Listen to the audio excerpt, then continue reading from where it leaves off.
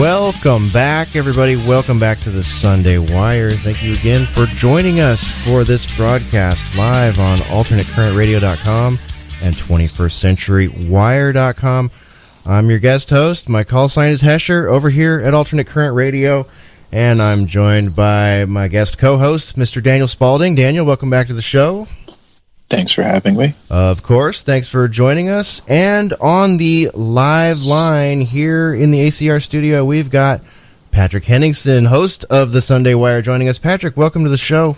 Great to be with you, Hesher. Great to be with you, Daniel. Thanks for steering the battle frigate this week, Hesher. Appreciate it. Absolutely. No problem. Happy to do it while you're out there traveling around. So Daniel and I were chomping at the bit to get to speak about what's gone on in Iraq recently, but we covered the year-end review because we wanted to wait for you to get on the line with us. So what is going on? I mean, we actually, Daniel and I and some of the other boiler roomers were doing a boiler room as this news broke. So it was pretty fresh to me when I first heard about it. I was actually on the mic, or maybe 10 minutes before I went on, I heard that it happened, but I didn't really get into it until afterwards. So what's your hot take on it now that you've had a few days to digest what's happened here? Well, I did most of my digestion probably in the first few hours of the U.S. Embassy siege, which was on New Year's Eve. This is when the U.S. Embassy in Baghdad, which is like the biggest compound. It's the most expensive U.S. embassy. It's the most expensive embassy ever constructed. It's 102 acres. I think it goes like 8 levels down underground as well, 8 to 10 levels underground. So it's huge. It's probably the largest CIA station, probably outside of the United States. So it's a major facility. There's a total of, at capacity, 15,000 staff personnel, intelligence personnel, in addition to, U.S. Marines that normally guard those kind of facilities in what they call high-risk countries. So it went under siege. These were all the friends, family, and comrades of the fallen who were killed in a U.S. bombing raid on Sunday. And the U.S. said this was against Iranian militia facilities that they said had fired a rocket attack on the previous Friday. That was December 27th, which hit a U.S. K-1 base near Kirkuk. This is in northern Iraq. And they said that they came under rocket fire from what they said was U.S. claimed Iranian militias from an Iranian militia group they claim is Iranian. I'll get into that in a second. Called Kataib Hezbollah, which is it's one of the groups that form what's called the People's Mobilization Units in Iraq, and this falls under. It's important to note that these aren't Iranian militias. Okay, first of all, they fall under the Iraqi Ministry of Defense, so they are part of the Iraqi. This is the national militia. This is Iraq's well-regulated militia, if I can borrow a term from the U.S. Constitution, okay? So, if for all the constitutionalists out there, yes, Iraq has very similar provisions in their government as the United States. And they were formed to fight ISIS in the summer of 2014 when the ISIS blitzkrieg came. Everybody remembers what that was like. They took Mosul in a matter of days. The Iraqi military had to cut and run because they couldn't fight ISIS on the field. They were caught by surprise. And it turns out, when I found out, I was in Iraq when the PMUs defeated ISIS finally in October 2017, and I was told by one of the deputy PMU heads, who was actually assassinated with General Soleimani just this past Thursday. His name was Abu Mohandes, and he said that the Iraqi arsenals were dangerously low for some reason. They were not getting the equipment they needed or the help that they were promised by the U.S. in the months run up to ISIS overtaking Mosul. Okay, so that might be a coincidence. Who knows? But so who came in to fill in the gap at that time, to provide weapons support, to provide ammunition as well, to provide technical support, was Iran. So if Iran didn't come in to back a lot of these PMU units that were 120,000 strong across the country, and also to help the Iraqi military, ISIS could have overtaken Baghdad. Now, if that happened, might be a very different picture that we're looking at right now today.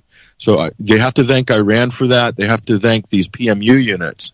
Now, backtrack to the 27th of December.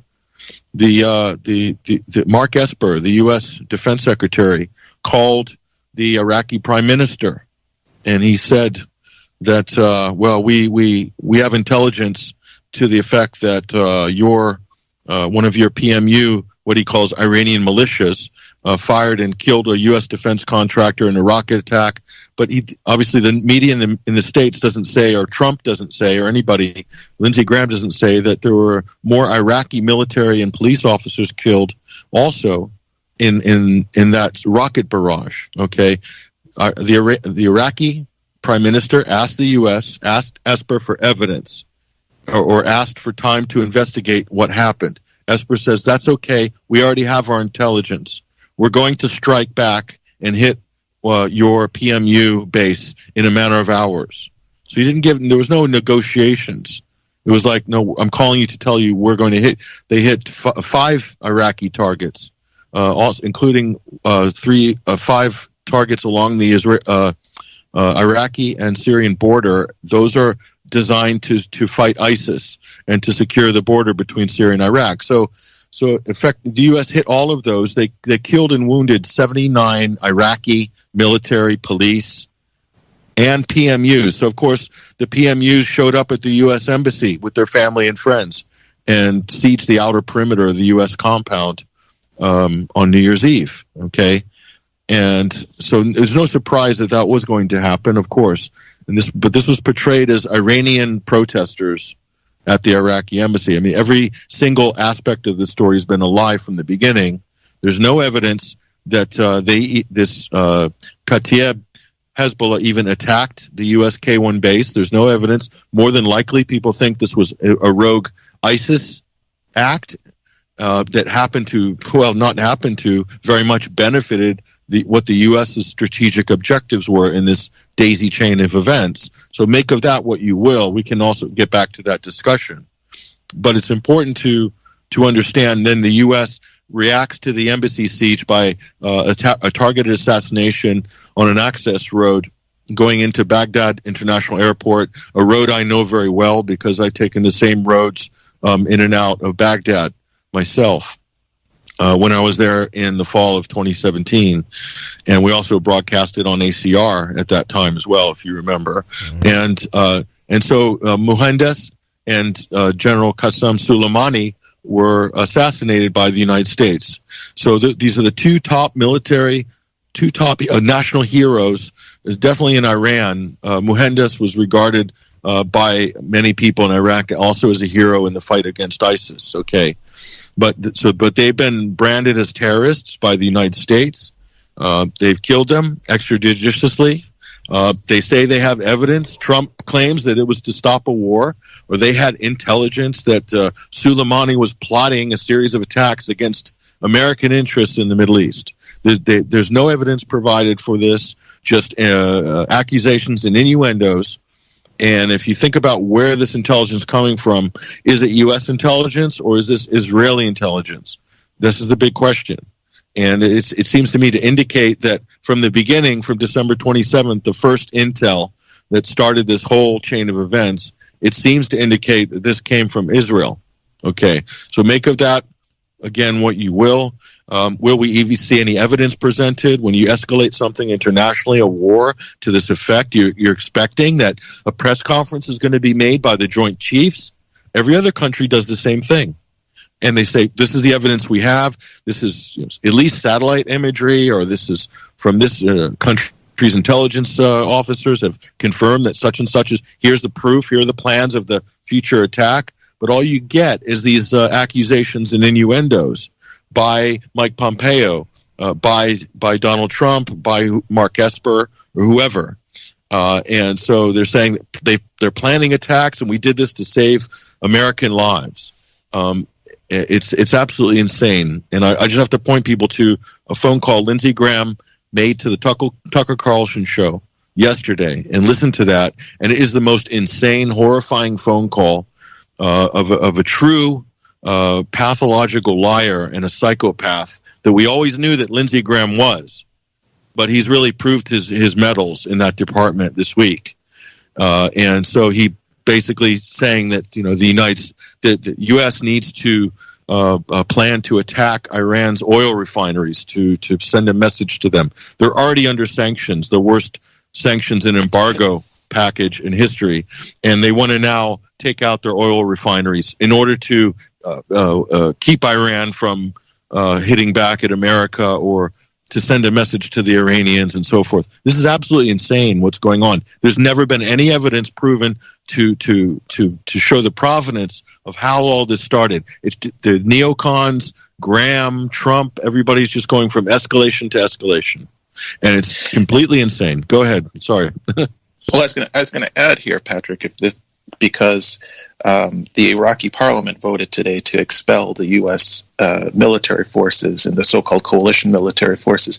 But the Iraqi prime minister, Mr. Adil Abdul Mahdi, he made a remark something to the effect that General Soleimani was in Baghdad at the time that he was assassinated, and it was to meet with the Iraqi prime minister at his invitation to discuss a Saudi request for dialogue. So wouldn't that actually contradict this thing coming out of the White House and the Pentagon that Soleimani was there to sort of oversee some terrorist plot?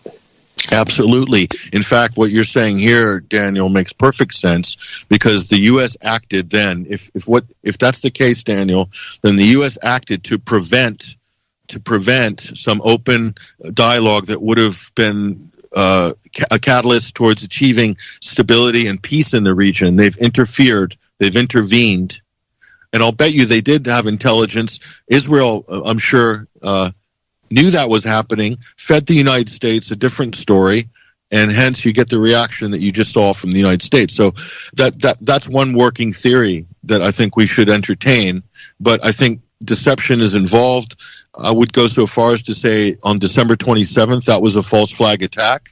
I think it's highly probable, because if it wasn't, they would have had the press conference and plastered the evidence all over the international media. Are you kidding me? What an opportunity for the U.S. to prove that Iran is up to no good, right?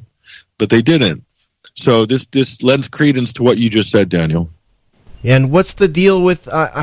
It just blows my mind, Patrick. I mean, I know the deal, but it's so insane how it's like we have 9/11 happen, and everything is all about Al Qaeda. Everything is all about the Taliban, and then everything is all about ISIS. One day, we're all ISIS, ISIS, ISIS. Even the so-called alternative media is telling us, "Oh, ISIS is going to come over the southern border," And now here we've got the PMU, who has been instrumental in routing ISIS out of parts of Baghdad, arguably increasing the safety of our soldiers in that region. And now we're assassinating him. I mean, are the American people ever going to understand and realize the game of musical chairs, the boogeyman game of musical chairs? No, you're absolutely right.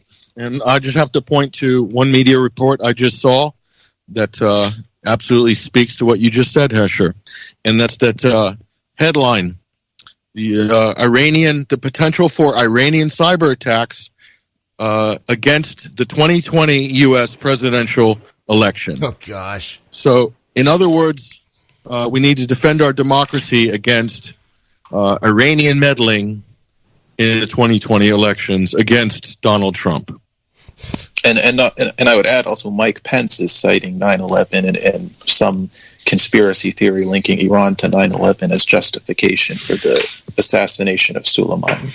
Well, that follows the pattern of faulty Bush invented, fabricated Bush, Colin Powell intelligence in the run-up to the 2003 Iraq War, where they said that Saddam Hussein was involved with 9/11 and was training Al-Qaeda, etc. That was all heavily circulated at the time, and that helped to sway public opinion. They might walk that stuff back like a year later or a few years later, but to the base, the sort of the irrational neocon pro-war base, the media, they take it and run with it at the time. So all of these fabricated reports are all fair game in terms of making the case for war, building up enough doubt in the public's mind that, there might be a threat there, so we should do it anyway. I know how the American psychology works. We know how the media works in this case. We've seen enough pre-war propaganda campaigns with Iraq, Syria, Libya. We've deconstructed it, Yugoslavia, to kind of show that there's a clear pattern of cooperation between fabricated intelligence from the intelligence agency or vague intelligence, which is then repurposed into definite intelligence by politicians and political lobbies, for instance. And then the media takes that and it's it's an absolute threat. The government sends us a threat. We must trust the government. We must trust the intelligence community because they're protecting our country. They're protecting our freedoms. They put their lives on the line every day to protect our way of life, et cetera, et cetera. And meanwhile, when you just peel it all back like an onion, and you find out that there's actually nothing there behind all that. There is no intel. There was no threat. In fact, like you said, Daniel, it was the opposite. It was Iranian leadership meeting potentially with Saudi, brokered by Iraq. So this is a huge nightmare for the U.S. That there was going to be any cooperation between Arab states, because it means that they don't need the U.S. in there to mediate and play policeman. It's quite simple. So again, this is a pattern that is kind of played out enough times that I think people should recognize it by now, and I think push back earlier than they have in the past on these sort of things. So it's total madness what we're seeing now. It's very shameless the way that people are coming out attacking any dissenting opinion, calling them terrorist sympathizers, saying Soleimani was a terrorist without providing any evidence to the fact, when in fact he was fighting ISIS.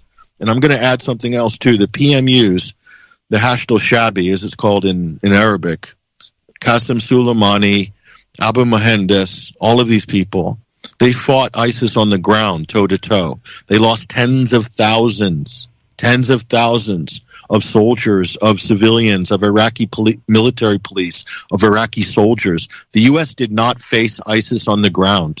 They've been kept well away from ISIS, all U.S. forces. They don't engage with ISIS. The people who've done the heavy lifting have been the PMUs, the Iraqi military, the Syrian army, Hezbollah from Lebanon, and Russia. That's who's done the heavy lifting. And the Iranian military, special forces who have been deployed, their elite forces who've been deployed in Syria, and also has assisted the PMUs in Iraq. Those are the people who fought and defeated ISIS on the ground. U.S. air sorties did not have a major impact against ISIS. This is why ISIS was allowed to progress and fester for so long, while the U.S. supposedly had control of the airspace above the areas where it was commanding. And the only effective impact the U.S. really had was the record number of civilian death tolls when they were doing their final bombing runs on Mosul and Raqqa. And that's well documented. So the U.S. have really great tallies in terms of civilian lives. At the end of they swooped in at the end of the war against ISIS. They did absolutely nothing but drop sorties, bomb empty warehouses, bomb supposed targets constantly. ISIS didn't phase ISIS one bit. They did not dislodge ISIS from any of their encampments between 2014 and 2017. That battle, the war was won on the ground, and when it was won, the U.S. came in and basically leveled Mosul, Raqqa, and some other towns and cities. But to say that the U.S. can claim victory over ISIS is laughable. And I think people in the Middle East know that. People in Iraq know that. People in Syria know that. People in Lebanon, Some of them know that. But in the United States, people have no idea what has happened in the last 5 years. They're relying completely on the mainstream media narrative and a dishonest press that's full of spooks feeding in fake stories in constantly. Even the Washington Post and the New York Times have this problem. So the Americans are none the wiser. So even if they want to oppose what Trump is doing here, they're not even well informed enough to oppose it intelligently. So it's a big problem. We're in a very dangerous situation, I think, at the moment, and I'm very worried about it.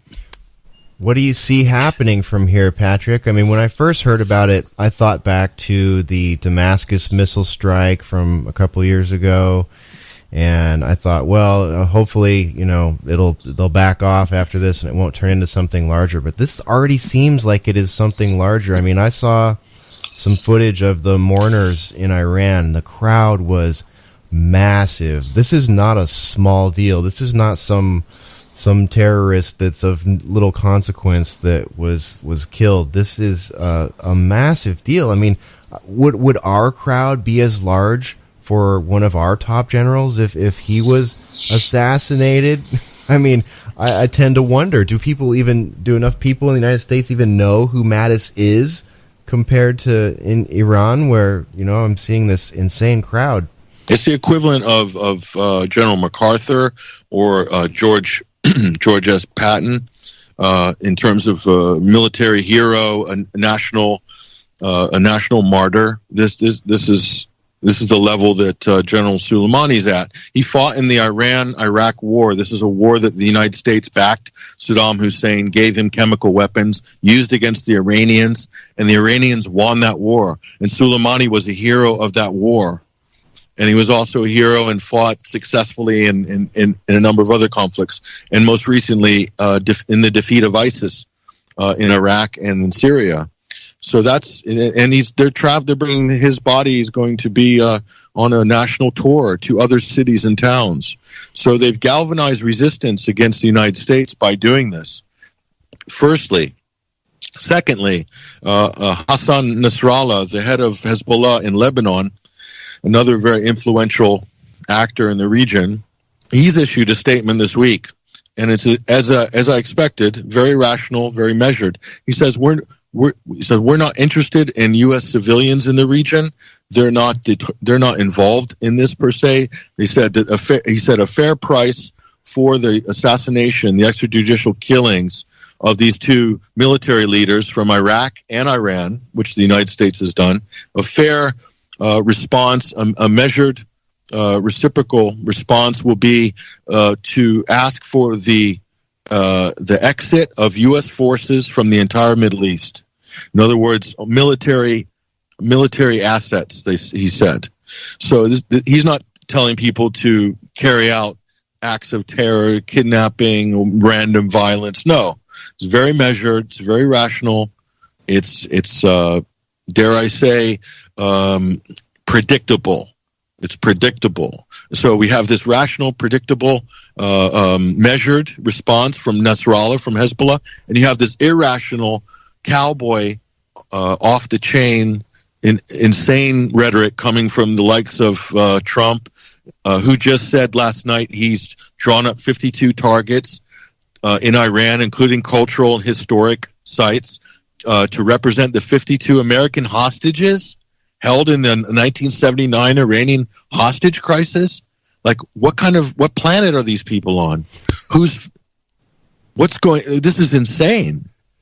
The contrast is really obvious now in terms of like who's the intelligent adults in the room. It's the Middle Eastern leaders. Who are the absolute crazed, psychotic, adolescent, totally detached from reality narcissists? This is the United States and Israel.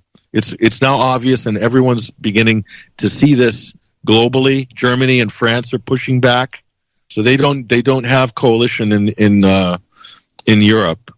This could very well split NATO if the U.S. wants to escalate. There's not going to be a straight shoulder-to-shoulder compliance if there's escalation on this, and the U.S. is not going to have the kind of unflagging support that they might enjoy in the past from some of their European partners. So this evidence-free pretext for war is not going to cut it in this case. And there's going to be more claims of fake intelligence coming. And my next is I'm going to predict. I told you about the Iranian attack on U.S. Elections in 2020. There's that one. Then there's going to be nuclear weapons intelligence, and this will be coming from Israel as well. And then they'll use this to potentially, because now they've set the precedent that they can attack and kill Iranians and attack military targets based on things that they suspect might happen in the future. Well, you just fill nuclear weapons into that blank spot on this new sort of application for authorization of force, and put nuclear weapons in there. Hell, just nuclear. They've got hidden nuclear warheads. So that we're back to 2003 with Saddam Hussein again, which is fabricating a pretext for war, Israel providing the intelligence for that, the United States basically putting that forward as legitimate, but not showing you all the sort of methodology of how that intelligence was gathered or what it actually says. The public is just meant to trust the U.S. government that they just trust us. We have intel basically, and then we're going to do X, Y, and Z now. And whatever with the consequences, they won't mess with us because we'll nuke them. That's where we're going right now with this. So we'll see. So in the next, a few weeks, what sort of response do you expect from Iran? Because I can't imagine they're just going to roll over and let this go. I suspect the one thing you can definitely predict about Iran is that Iran knows the position that it's in. It's a weaker power than the United States. Like any other country in the world, the United States is by far the most powerful military actor in the world. So Iran is much weaker. So it's in terms of the art of war, it doesn't behoove them to strike rationally or without some sort of. There has to be a reason for what they're going to do. In other words, has to be something that achieves or begins to achieve a line of objectives. And so they will choose to retaliate at a time and place of their choosing, and they'll probably do it quite intelligently, whereby it could even be done through a proxy as well. And they have a number of allies and people cooperating with the region. They could push someone else to do something to compromise the U.S. position, and then when the U.S. becomes more exposed and does something irrational, then Iran could then hit them in the open. There's all sorts of possibilities because the United States is on the back foot in the Middle East. They're within striking distance of medium-range ballistic missiles from Iran. That's the CENTCOM in Qatar, U.S. bases in Qatar, the Fifth Fleet in Bahrain. The U.S. troops are completely exposed in Syria. They're totally exposed in Iraq, and most likely you're going to have to evacuate in the next couple of weeks. If they don't, it's going to be they're that more than likely. What would really be a cowardly move by President Trump is if he leaves U.S. Marines or he leaves U.S. forces intentionally in Iraq as a casus belli in order to attract some sort of angst and resentment from Iraqis who are really pissed off right now and might hit some U.S. forces in there when they should have evacuated or have been ordered to evacuate by the Iraqi government. And then Donald Trump will get up on his soapbox and say, how dare they touched and they attacked American forces in Iraq, and that we've just ordered that we're going to bomb and kill a whole division of Iraqis. And how's that any different than what George Bush did? So where's Donald Trump in terms of his campaign promises? Well, back to square zero at that point. So we'll see.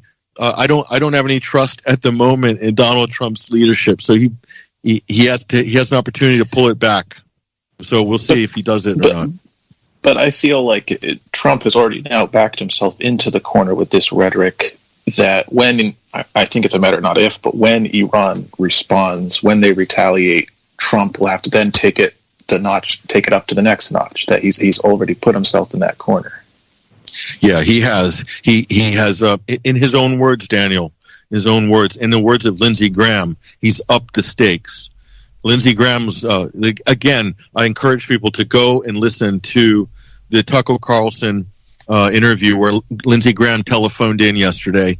In fact, we'll try to put that, if you could place that show on the show notes on our show page. It's so important. If people listen to that, Lindsey Graham was saying, Lindsey Graham said first person, I had to do something to deter Iran. He said, I had to. So from what I learned from that was Lindsey Graham himself was pulled into, he was allowed into the inner circle, the international security circle in Mar-a-Lago early this week with Donald Trump, Pompeo, Esper, Joint Chiefs. So they've allowed Lindsey Graham, who shouldn't be in that group of decision makers. And he said, I was grateful the president included me in that tight circle, he said. It's all in this phone call with Carlson, and it really exposes the total charlatan and the sort of the psychopathy of someone like Lindsey Graham. So if he's calling the shots, or if he's involved in calling the shots, and you've got Israel probably, heavily stovepiping intelligence into the White House right now and really influencing the decision making, then we've got a real serious crisis right now in Washington. And I think with the Israel angle, with Bibi Netanyahu facing this major scandal and possible criminal charges, that he has the extra incentive to hold on to power and use this Iran stuff to do it. No, absolutely. In fact, Netanyahu declared that he's declared himself self-exonerated. He's asked Parliament to approve his motion to exonerate himself from any corruption charges. This was right before this happened. This was last weekend. So I thought that was interesting, the timing of that. So this will play very well to Netanyahu's base. You're absolutely correct, Daniel, on that. And I think you have to factor that in, too. I don't think it benefits Donald Trump in his re-election campaign. I don't think this is particularly positive, because if it goes south, I think it could really probably hurt Trump in his re-election bid. So I don't see the benefit there. So he is very much in a corner here. I'm looking for a Democrat pushback on this. There is some, but to me it's a bit limp-wristed. It's a bit weak. It seems to be mostly arguing about procedure rather than, actually whether we should or shouldn't be getting into further engagement with Iran. That just seems the Democrats, Trump just needs to come to us first. He needs to come to Congress first. Not, no way, no how, we need to stop this, cut this right off now. Yes, that's right. That's right. With the exception of Bernie Sanders. Yeah. Yes, Sanders, Tulsi Gabbard has actually been very, very strong on this issue so far, pretty unwavering. But the person I'm really impressed with that has come out very strong was a former ally of President Trump. I'm talking about Senator Rand Paul from Kentucky, Republican Senator Rand Paul from Kentucky. He's come out and made a constitutional argument on this the extrajudicial killings of the Iraqi and Iranian generals. So I'm very impressed with Rand Paul leading the way in the Senate. So and correct me if I'm wrong, but the recent NDAA, it was my understanding that Sanders and some others wanted to put in provisions that could have prevented this kind of stuff, and the Democrats in the White House, Democratic leadership in the White House, agreed to strip it out. They did. And the timing of that, Daniel, was uncanny. So I think this was planned. All the evidence and the timeline on this very much points to that, and the fact that they had so many targets on the ready in advance of the strikes, which happened last Sunday on the 29th of December. Everything points to the fact that this was arranged in advance, this series of events. And I think, I hope this doesn't escalate into a wider war, but if it does and it gets deconstructed later and declassification becomes public, I think you're going to see that that's exactly what happened, that there was no intelligence. There was Israel intelligence that was either vague or was repurposed by the neocons in Washington, or they acted on fake intelligence from Israel. Whatever the case was, there was no legitimate pretext from the beginning of this whole chain of events that got us to where we are today. So that's I strongly believe, based on the available evidence and also the evidence that's not being presented by Washington, that is most likely the case. It does explain the irrationality of all this and the lack of answers from officials on specifics, and this kind of drive and this rush to war. This is exactly the exact same pattern that happened in the run-up to the Iraq War. It was like, we need to do something now. The threat's coming. We have intelligence. We can't tell you exactly what it is or show you, but it's overwhelming, the intelligence, and we need to act to keep this maniac from launching WMDs or etc. in 45 minutes or less at Allied forces in the region. So it's the same thing. We're heading down exactly the same road. Yeah. Sorry, Daniel. Where is the 2020 hindsight on this? I mean, if just like that exact thing you just described, looking back on what happened with the original invasion of Iraq, we know now exactly what Blair and Bush had when it came to intel and evidence, and so much of it was verified propaganda, lies. I mean, where is the hindsight with people? This isn't that long ago. It's really sad. And I would also like to point out that if the intel that led to this is indeed Israeli in origin, this has been... It's not a decent source of intel. 21 Wire has been reporting as far back as December of 14 and 15 about how Israel has consistently provided material, medical relief, IDF airstrike support to various terrorist and quote-unquote rebel insurgents fighting all over Syria, all over the Middle East. And not only that, they're also in an interagency network comprised of contributing covert intelligence agencies, CIA, MI5 and 6, Mossad, France, NATO, Jordan, Saudi Arabia. I mean, these are all, this is a coalition of people that would want to see this happen and would want to give the United States intelligence to commit an act like this. So I just want to point out that, if this is indeed Israeli intelligence, it is not to be trusted at this point. You're right, Hesher, and all those things that you just said are very well documented by now.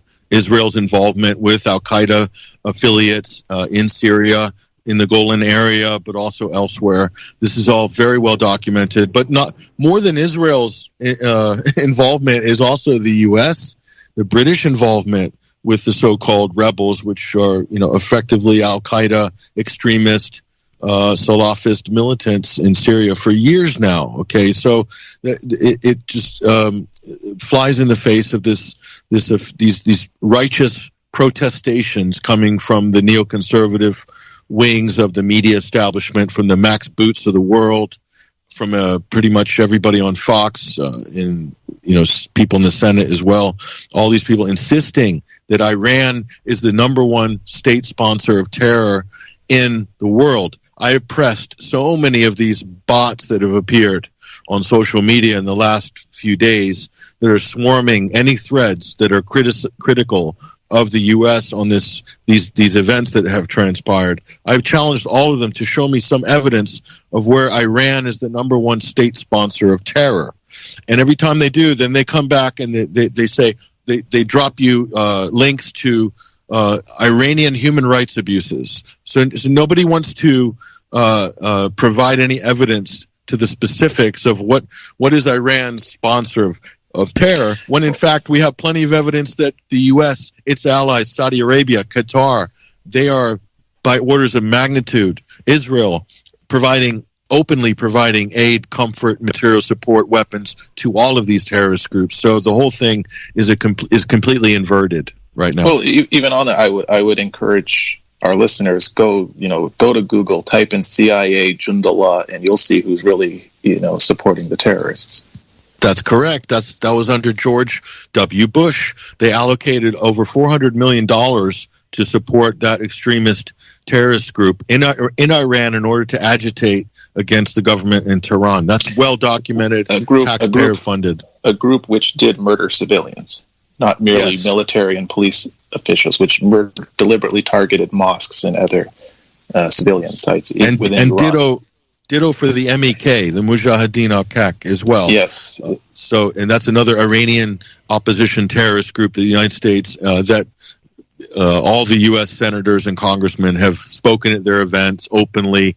They take money directly from that group, and that's not pushed very hard by the mainstream media as well. So it is amazing. It really is amazing. And I wanted to ask you, is because one of the other claims that I see being thrown about is that Iran and Soleimani specifically are being blamed for the deaths of something like 500 or 600 U.S. soldiers back in Iraq back in 2007, 2008. Why is that? Which is, these numbers, as far as I know, are grossly exaggerated, even by U.S. mainstream U.S. media reports. But yeah, I see this being thrown out again and again. Oh, they killed our guys, 500, 600, something like that.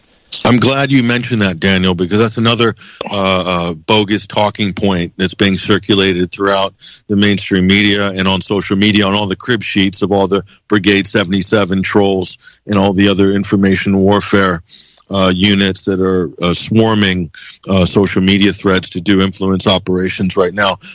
U.S. soldiers killed by IEDs in Iraq, okay? The numbers that they're throwing out, 500 U.S. soldiers or dozens or hundreds. Lindsey Graham's words yesterday, dozens or hundreds.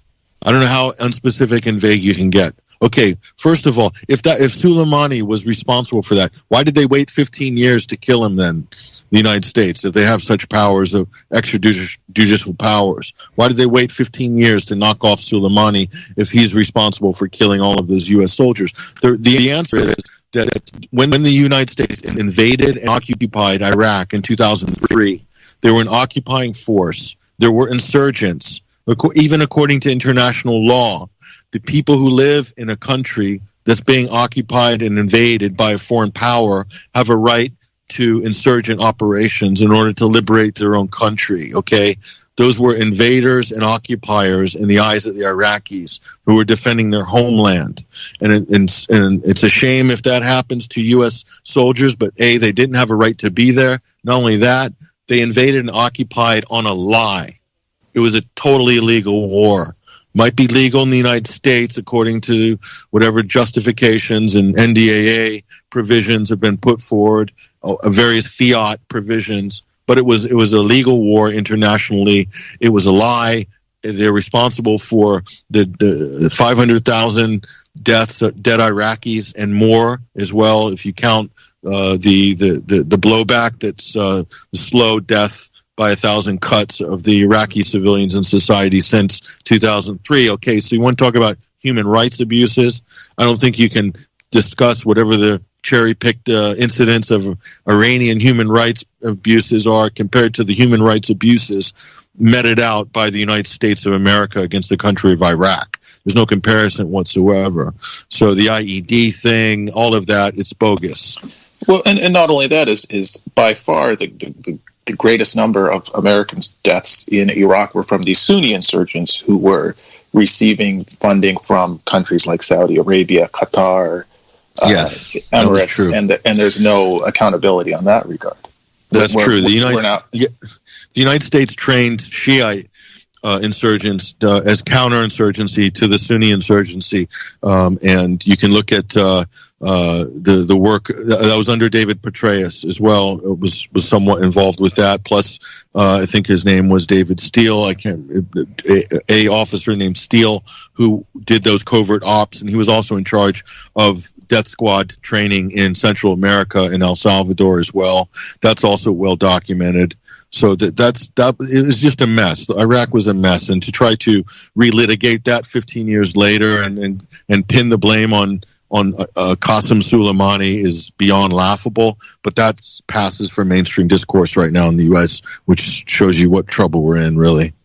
All right. I'll give Daniel found this one article real quick. I want your opinion on. Daniel, what was that one about the proportionate response? That one was really strange to me. Yeah, that the Iranians are claiming that the Americans, through the Swiss consulate in Tehran, because America doesn't have a diplomatic office in Iran, so they work through the Swiss office, but that they sent a message to the Iranians saying, hey, we know you guys are going to respond, do something proportionate and we'll kind of back off.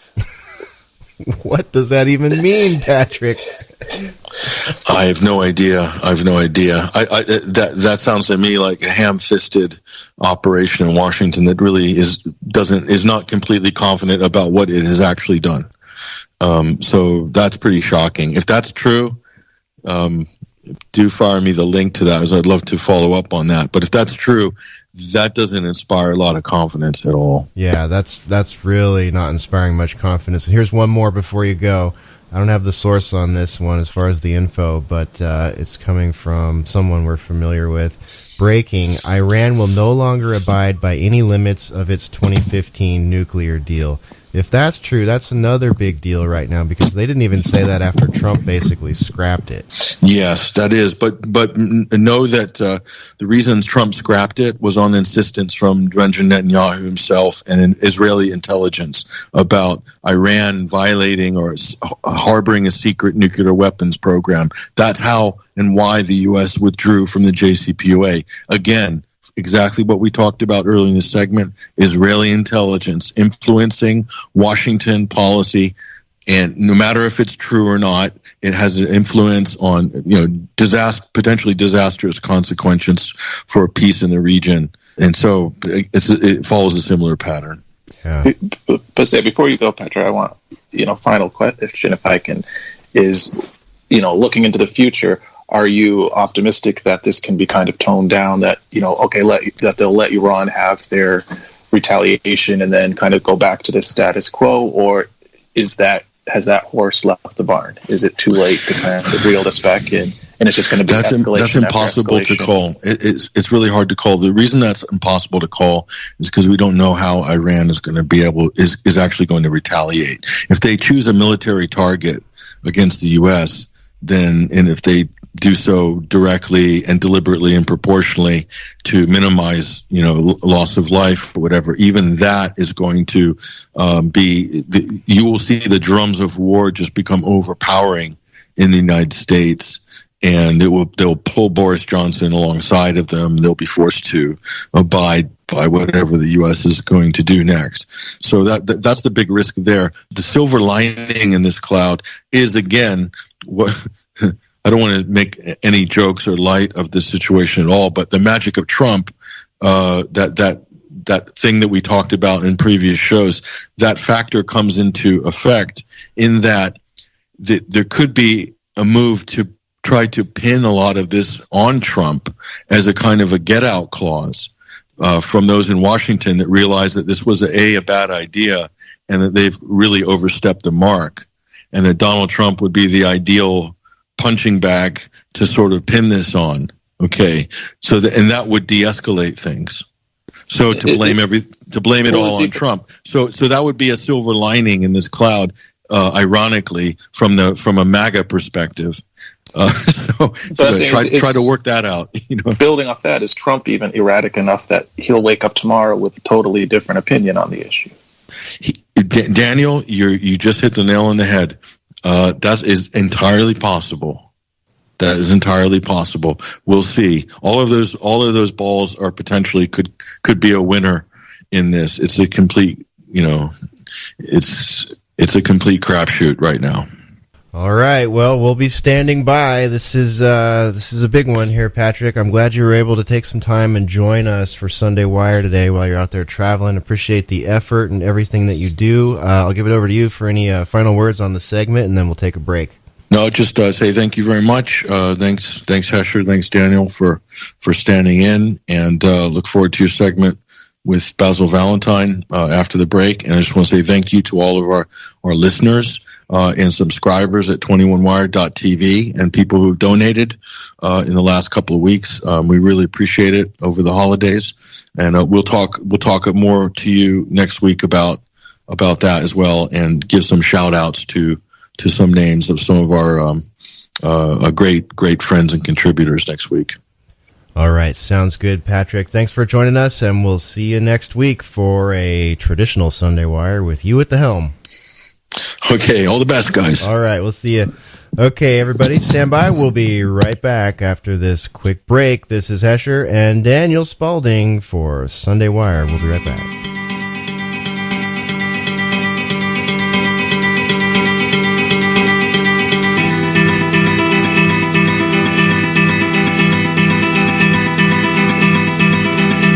See, some say I'm just a part of it.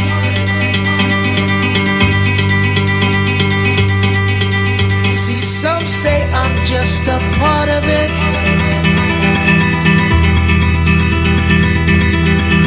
See, some say I'm just a part of it.